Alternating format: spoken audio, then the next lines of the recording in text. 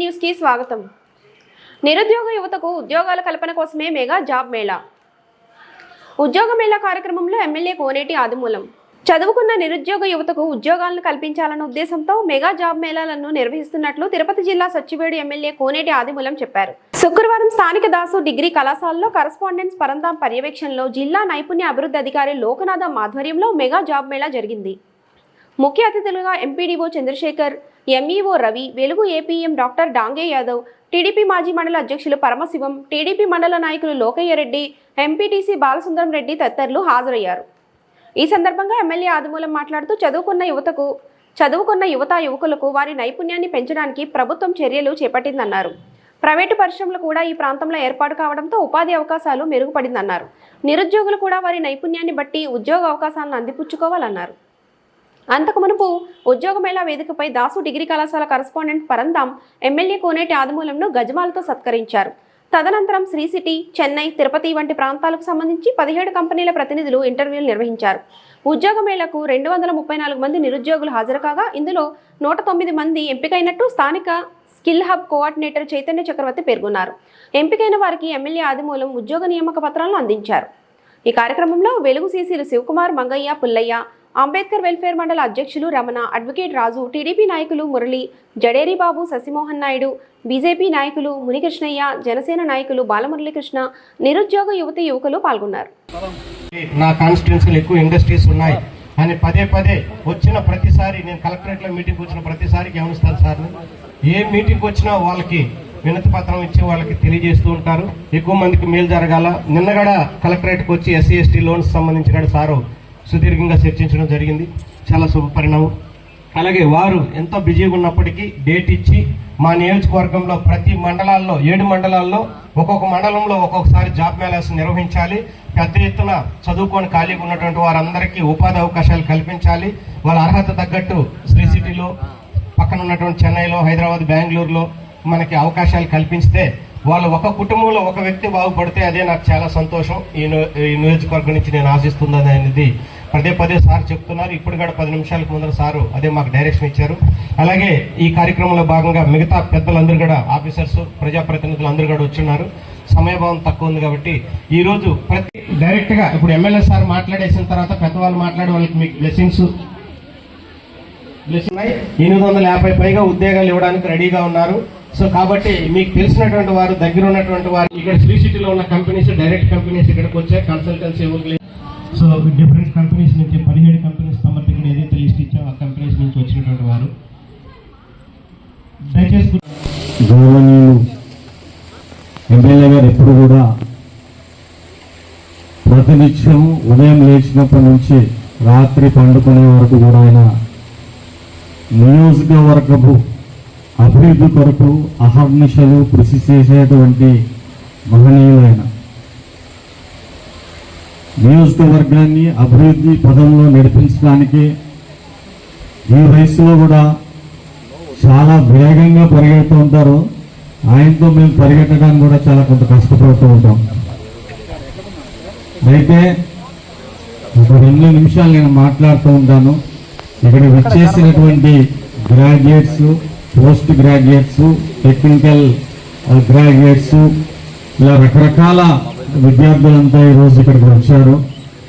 అయితే ఒక చక్కగా అవకాశాన్ని మన స్కిల్ డెవలప్మెంట్ డైరెక్టర్ గారు మాట్లాడుతూ, ఒక కంపెనీకి అటెండ్ అయిన తర్వాత కూడా మీరు ఇంకో కంపెనీలో కూడా మీరు అటెండ్ కావచ్చు అనేటువంటి ఒక మాట చెప్పారు. అది చాలా పీజీ దాకా చదువుకున్నటువంటి అన్ని రకాలైనటువంటి విద్యార్థులకు కూడా వాళ్ళ స్థాయికి తగినట్టు జాబ్ ఇవ్వడానికి చుట్టుపక్కల ఉండేటటువంటి శ్రీ సిటీ కావచ్చు, చెన్నై కావచ్చు, పరిశ్రమల వాళ్ళు మనకు వచ్చున్నారు. కాబట్టి ఈ అవకాశాన్ని మీరు సద్వినియోగం చేసుకొని ఖచ్చితంగా, ఎందుకంటే మన టార్గెట్ ఉంటుంది, ఇంత ప్యాకేజ్ ఉంటేనే నేను చేరతా లేకపోతే చేరను అనేటటువంటి ఆలోచన లేకుండా మనం ఏదైతే బెటర్ ప్యాకేజ్ వస్తుందో ఆ జాబ్లో మనం ఇప్పుడు చేరి స్కిల్ డెవలప్ చేసుకొని తద్వారా వాళ్ళ మన్నన, అంటే కంపెనీ యొక్క మన్నన పొందినట్లయితే సార్ చెప్పినట్లు తొందరగానే మనము ఎక్కువ ప్యాకేజ్ తీసుకునేదానికి అవకాశం ఉంటుంది.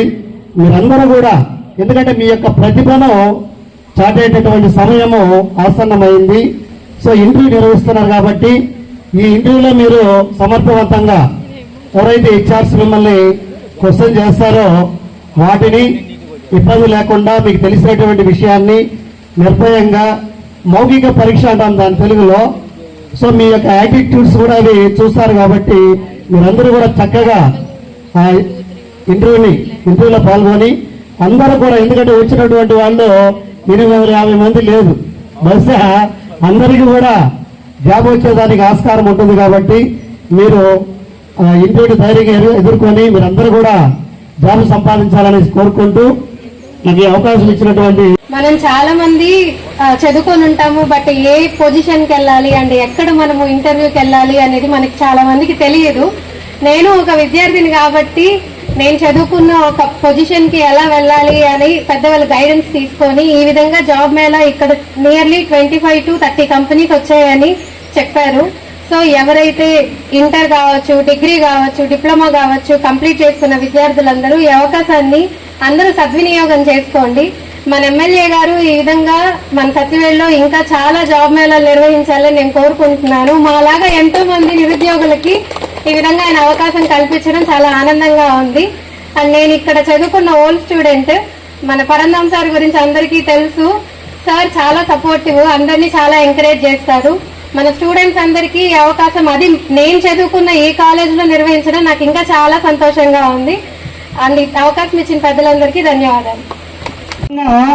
మన గౌరవ ముఖ్యమంత్రి వర్యులు శ్రీ నారా చంద్రబాబు నాయుడు గారు స్కిల్ డెవలప్మెంట్ ప్రోగ్రాం ద్వారా చాలా మందికి మన తిరుపతి జిల్లా కలెక్టర్ గౌరవనీయులు డాక్టర్ ఎస్ వెంకటేశ్వరరావు ఐఏఎస్ గారి ఆధ్వర్యంలో చదువుకున్న ప్రతి విద్యార్థికి వారి యొక్క విద్యార్హతల ఆధారంగా నైపుణ్యం అనే ప్రోగ్రాం ద్వారా వివిధ పారిశ్రామిక రంగాల కలయిక ద్వారా వారిని ఎంపిక చేసి వారికి విద్యార్హతల్లో శిక్షణ ఇప్పించారు.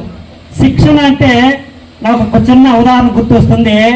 ప్రస్తుతం ఉన్నటువంటి ప్రతి విద్యార్థినికి సృజనాత్మక శక్తి చాలా ఉంది. వారి యొక్క స్పెషల్ క్వాలిటీస్ సపరేట్ గా ఉన్నాయి. ఈ మధ్య కాలంలో చాలా టైం అవుతుంది. ఒక చిన్న ఎగ్జాంపుల్ చెప్తున్నాను. ఒక ఎగ్జామినేషన్ పేపర్ లో ఒక అబ్బాయి రాస్తున్నాడు. వాళ్ళ సృజనాత్మక శక్తి ఏ విధంగా ఉపయోగించుకున్నాడంటే, రామకృష్ణ పరమహంస ఎవరంటే రామకృష్ణ పరమహంస నలుగురు బెస్ట్ ఫ్రెండ్స్ అని రాశాడు.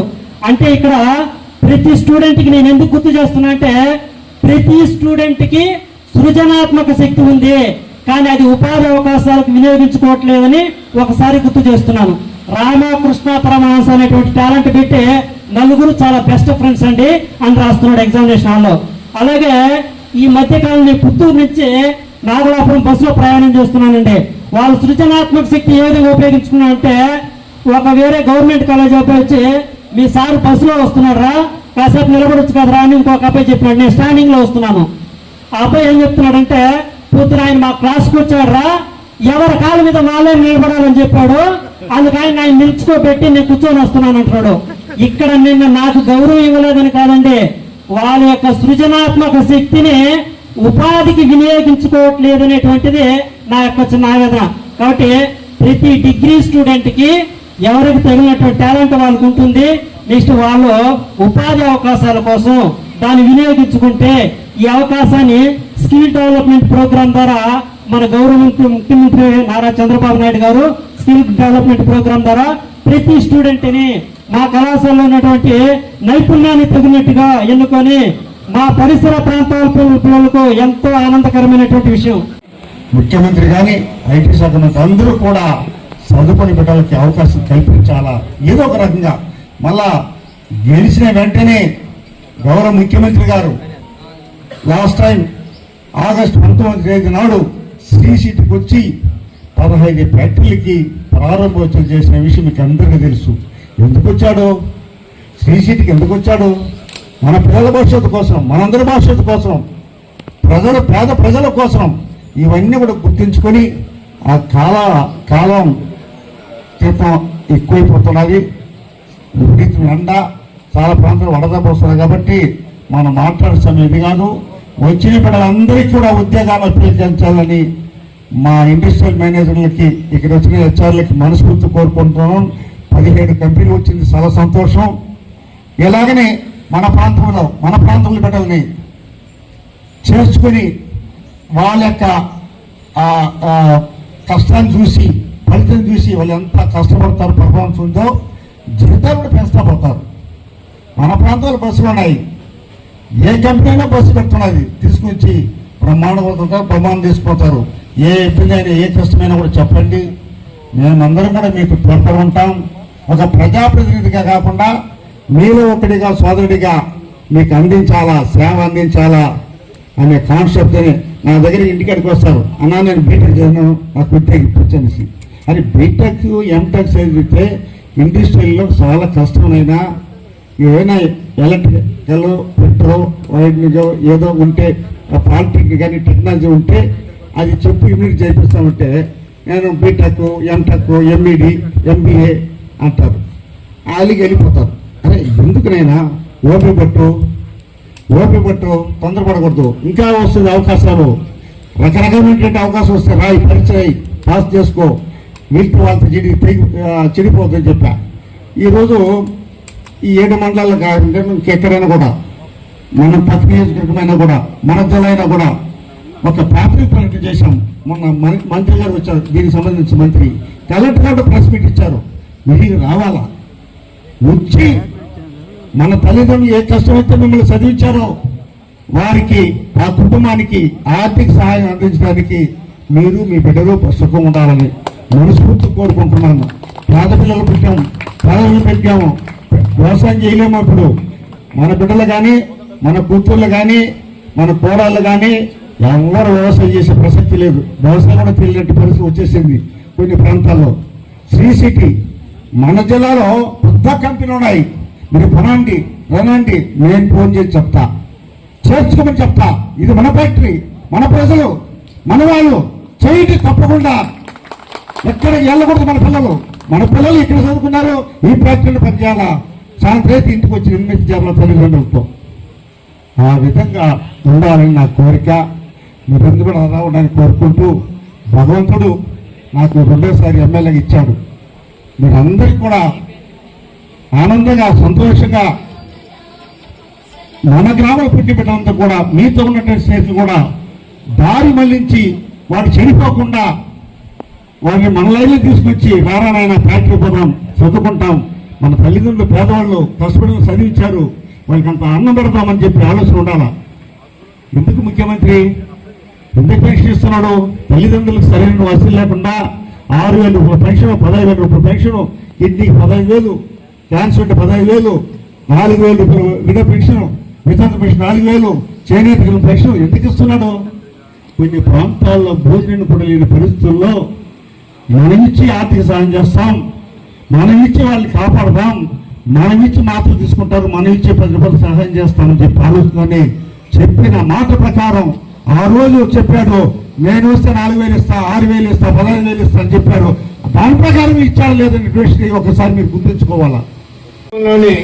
పెద్దదానిలో తీవ్రవాదులు 20 మంది విహారయాత్రికులను చంపడం జరిగింది. వారి మనసుకు వాళ్ళ ఆత్మకు శాంతి చేకూర్చాలని